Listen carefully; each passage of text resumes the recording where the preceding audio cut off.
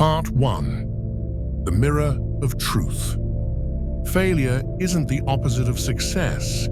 It's the test that proves whether your beliefs about yourself are real. Most people spend their lives avoiding that test. They chase the illusion of progress while staying far from anything that might expose weakness.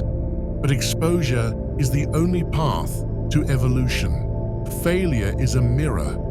It shows you the gap between intention and ability, between the version of yourself you project and the version you actually are. That reflection is brutal, and that's why most people turn away. They'd rather protect their self-image than upgrade it. When something goes wrong, average people take it personally. They collapse emotionally and label themselves the problem. High performers separate identity from performance. They don't see failure as punishment. They see it as data.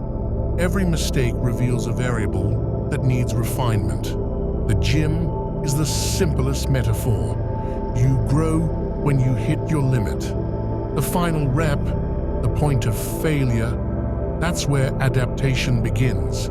The same physics govern your mind, business, and relationships. Each failure marks the exact boundary of your current capability. The moment you reach that line, you've found the doorway to progress. The tragedy is that most stop there.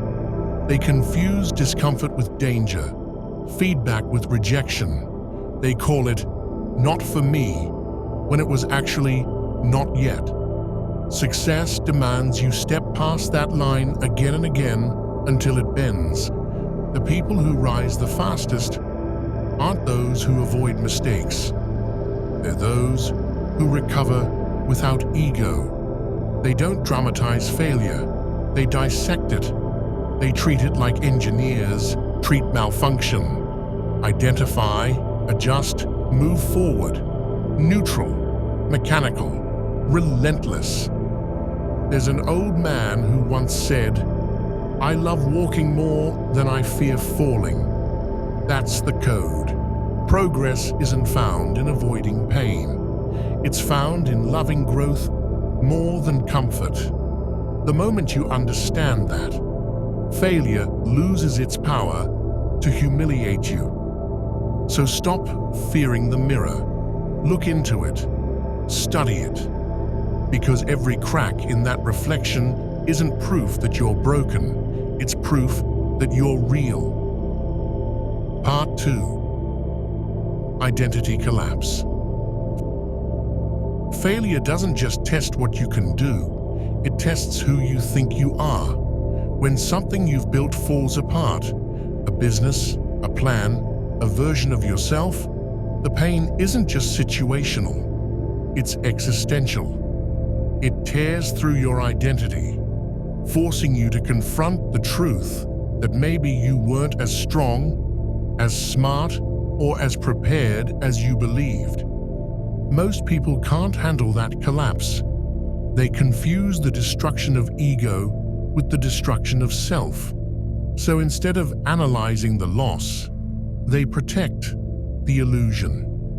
They build stories to defend their pride. It wasn't the right time. They didn't see my value. It's just bad luck. But every excuse is a brick that rebuilds the cage. The mind resists failure because it feels like death. You've spent years constructing a narrative about who you are, and failure exposes its flaws in seconds. It's not the event itself that breaks people, it's the identity fracture that follows. The image you had of yourself disintegrates, and you're left with silence. That silence is where growth begins. In that space between who you were and who you could be. It's uncomfortable because the brain craves coherence. It wants to believe you're consistent, capable, in control. Failure destroys that illusion, leaving a psychological vacuum that most rush to fill with denial. But the few who can sit in it the ones who can face the void without distraction. Those are the ones who rebuild stronger. This is the real reason most people never change. They fear the death of their old self more than they desire the birth of a new one. But you can't evolve and stay the same. You can't carry an outdated identity into a new level of performance. Something has to die. When you fail, the question isn't what went wrong. It's what part of me couldn't handle this level. That's where the real data hides. Each failure reveals an outdated pattern, a thought, a behavior, a weakness that no longer belongs in your system. If you can isolate it without shame, you can reprogram it. The strongest people aren't fearless. They're self-aware. They understand that pain is simply the price of recalibration.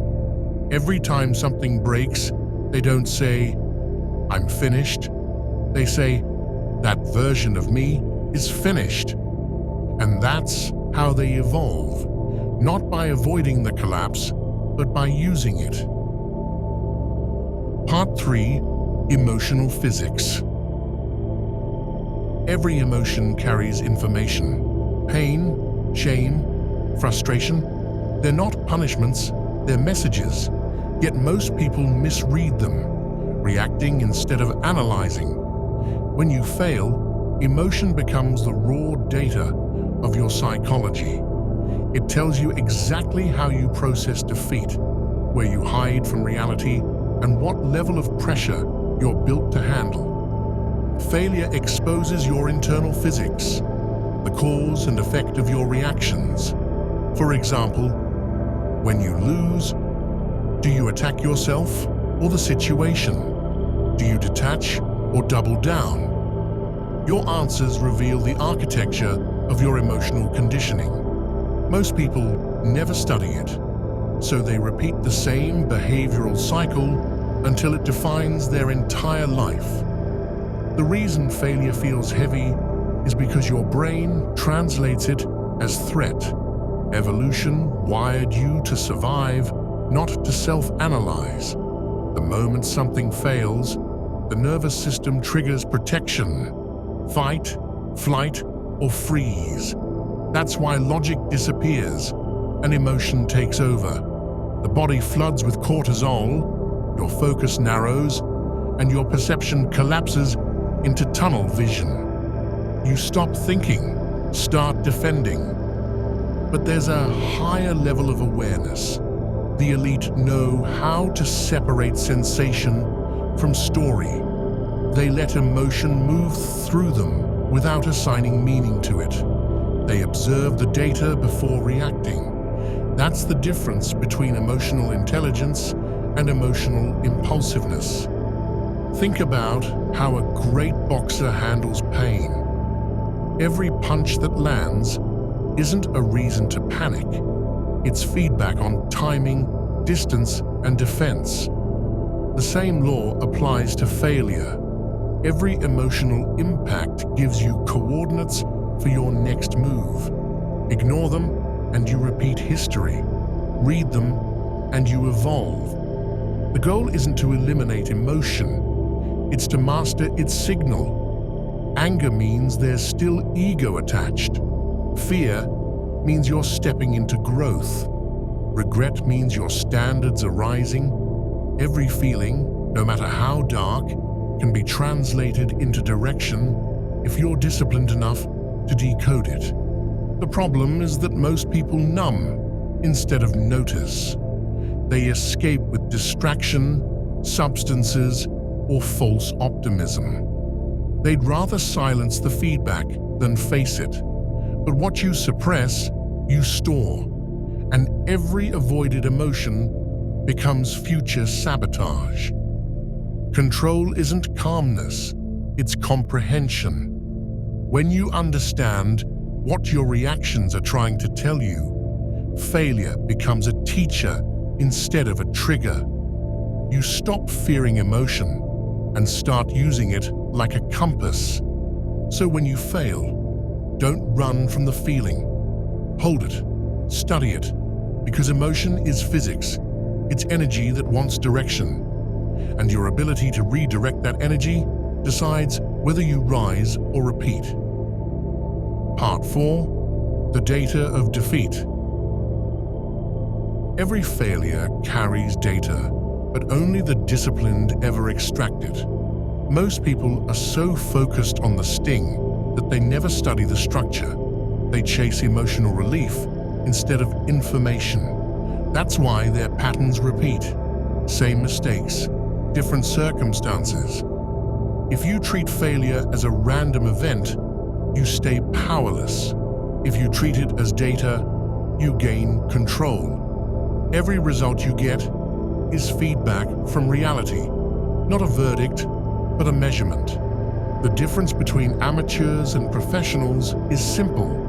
Amateurs feel, professionals analyze. When something collapses, don't ask, "Why did this happen to me?" Ask, "What system failed? Was it timing, effort, skill, judgment, communication?" You can't fix what you don't isolate.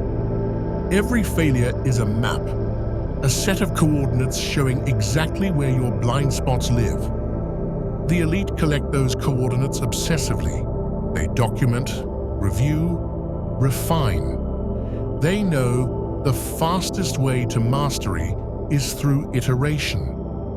The faster you interpret feedback, the faster you adapt. That's why the top 1% don't fear mistakes. They fear stagnation. Think like an engineer. When a bridge collapses, no one screams. They study. They identify the weak beam, the stress point, the material flaw. Then they rebuild stronger. Success operates the same way. Your results reflect the accuracy of your structure. Every loss reveals an inefficiency waiting to be optimized. But most people don't want truth. They want comfort. They want to feel right more than they want to be right. They defend their methods instead of improving them. And that's why failure repeats until it humbles them enough to listen. You can't evolve if you refuse measurement. You can't grow if you won't audit your process. Growth requires forensic honesty, the ability to dissect your own behavior without emotional bias. If you can develop that level of detachment, you become unbreakable. Every loss, every rejection, every closed door is giving you something specific to study. The question is whether you're collecting data or collecting damage. One builds you, the other buries you. So the next time you fail, don't collapse. Log it, break it down, extract the pattern, because success is nothing more than organized recovery, the science of learning faster than everyone else. Part 5. The Comfort Trap. Comfort feels safe, but it's the most dangerous addiction you'll ever develop. It disguises itself as stability while slowly stripping away your edge. Most people don't fail because they lack potential. They fail because they refuse to leave the environment that's killing their hunger. Comfort is seductive. It rewards you with short-term peace, while eroding long-term purpose. It convinces you that avoiding pain is progress, that maintaining the status quo is success. But progress doesn't live in safety. Progress exists at the border between chaos and control, the exact place comfort trains you to avoid. People say they fear failure, but what they really fear is discomfort, the uncertainty, the judgment, the loss of image. That fear keeps them playing the same game with smaller stakes. They confuse familiarity with mastery and call it wisdom. But comfort doesn't create wisdom, it creates weakness.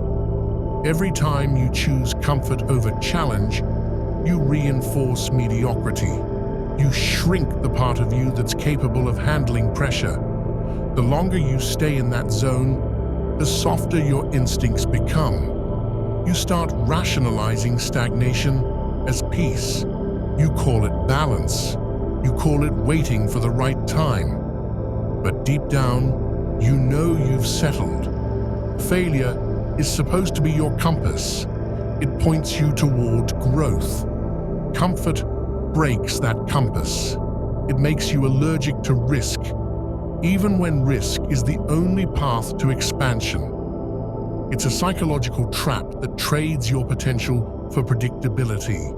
And the worst part, it feels good while it's destroying you. Winners use discomfort as a signal. The moment they feel resistance, they move closer to it. They know pain is proof of relevance. It means they're doing something that still matters. The mediocre do the opposite. The second they feel tension, they retreat. And that retreat slowly kills their ambition. The human brain adapts to whatever you feed it. If you constantly choose comfort, your threshold for challenge decays. But if you consistently choose the harder path, your nervous system adapts to chaos until it becomes your natural environment. That's why elite performers look calm under pressure. They live there. The truth is, comfort is the modern form of failure. It just hides behind convenience. The more comfortable your life becomes, the less capable you are of creating anything extraordinary. You either chase friction or you decay. So when life gives you the option between what's easy and what's right, pick pressure, pick uncertainty, pick the path that demands evolution. Because comfort never made anyone unstoppable. Part 6. The Failure Loop. Most people think success is a straight line. You try, you win, you move on, but the truth is more mechanical. Growth happens through loops. Attempt, fail, adjust, repeat. Those loops are how mastery is built and how identity is reprogrammed. Failure is the signal that tells you where to look. It's a diagnostic tool, but without reflection, the loop breaks. You fall, you feel pain, you move on, but you learn nothing. That's why most people fail the same way twice. They never completed the feedback cycle. The elite operate differently. They build systems around their losses. After every failure, they review, extract, and test again. No emotion, no drama, just iteration. It's how great investors refine strategy, how fighters sharpen timing, how entrepreneurs evolve product. They turn every setback into software updates for the mind. Think of failure as a circuit.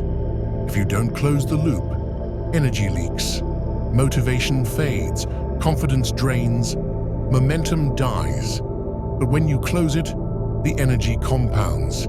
Each round of reflection transforms pain into clarity, clarity into precision, and precision into power. Failure only becomes defeat when you stop collecting feedback. As long as you're still testing, you're still in the loop. And the loop is where evolution lives. Every attempt is an experiment, not a verdict. Every rejection is raw information waiting for direction. There's a simple equation the elite live by. Feedback is greater than feeling. The faster you process what happened, the faster you recalibrate. Emotion slows that down. Ego blocks it completely. That's why the best detach quickly. They're not cold. They're efficient. The average person sees one failed attempt as proof it's not meant to be. The uncommon mind sees it as a metric. Okay, that approach got me this far. What happens if I adjust one variable and run it again? That's how mastery compounds. It's not about being fearless, it's about being iterative. Once you understand the loop, you stop fearing failure entirely. It just becomes part of your operating system. Input, output, refinement. The goal isn't to avoid the loop, but to move through it faster and cleaner than anyone else. Because the person who fails learns and adapts 5 times while everyone else is still scared to start once, wins. Part 7. Resilience Engineering. Resilience isn't built through motivation, it's engineered through exposure. It's the byproduct of pressure, repetition, and controlled adversity. Every time you survive something that was meant to break you, your threshold expands. You become harder to discourage, slower to panic, faster to recover. Most people misunderstand resilience. They think it's about staying positive or never giving up. That's shallow optimism. True resilience is mathematical. It's the ability to absorb chaos, extract the lesson, and return stronger than before. It's measured not by how you act when things go right, but by how you function when they go wrong. Every failure is a stress test for your system. It exposes weak wiring, emotional, mental, or structural. The more you study those weak points, the more robust your design becomes. But most people patch problems with denial. They want to feel better, not get better. They treat failure as trauma instead of training. Resilient people reframe everything. They see setbacks as simulations, rehearsals for the next level. When life breaks them, they don't ask, "Why me?" They ask, "What's this preparing me for?" That single mental shift changes everything, because if pain has purpose, it becomes bearable. The process is simple but brutal. You face stress, you stabilize, you learn, you repeat. Every cycle increases your durability. Eventually, the situations that used to destroy you barely register.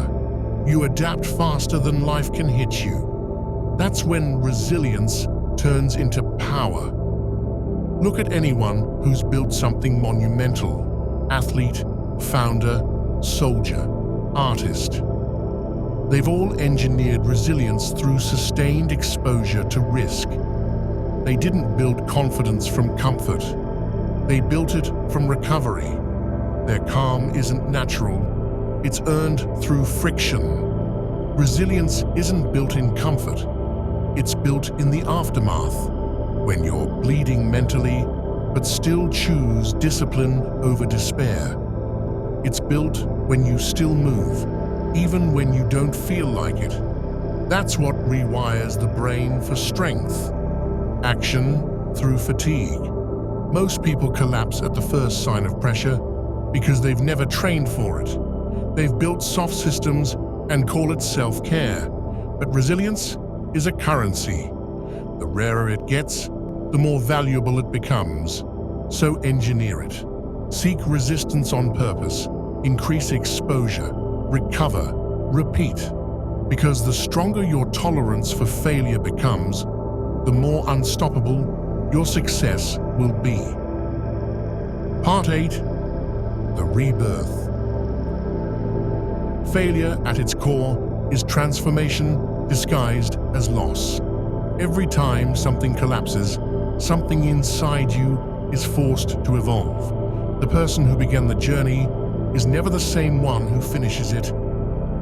And that's the point. Most people spend their lives trying to protect who they are. Winners focus on who they're becoming.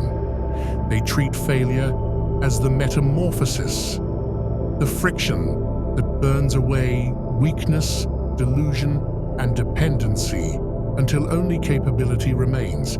You can't grow and stay intact. Growth demands disassembly. The rebirth begins the moment you stop identifying with your setbacks. You realize you're not your mistakes, you're the system that learns from them. Every version of you that failed was required to build the one that doesn't. Pain isn't your punishment, it's your curriculum. Rebirth doesn't happen in comfort, it happens in confrontation. When the ego finally breaks, what's left is clarity. You stop performing for approval, stop negotiating with excuses, and start creating from truth. The noise fades, the mission sharpens, and everything becomes simpler. Build, adapt, advance. The greatest freedom comes from no longer fearing collapse. Because once you've rebuilt yourself enough times, you realize nothing external can destroy you, only delay you. You've learned that you can lose everything and still return sharper. That's what makes you dangerous. People will call it confidence, but it's not. It's conviction. Earned through chaos, verified through repetition, the kind that can't be faked because it's built from scars. You stop chasing validation because you've already faced your own judgment and survived it. That's the psychology of failure. Not how to avoid it, but how to use it as an evolutionary weapon. Every downfall refines your framework. Every rejection strengthens your resolve. Every ending becomes a clean slate for a better design. At some point, failure stops feeling like dying and starts feeling like upgrading.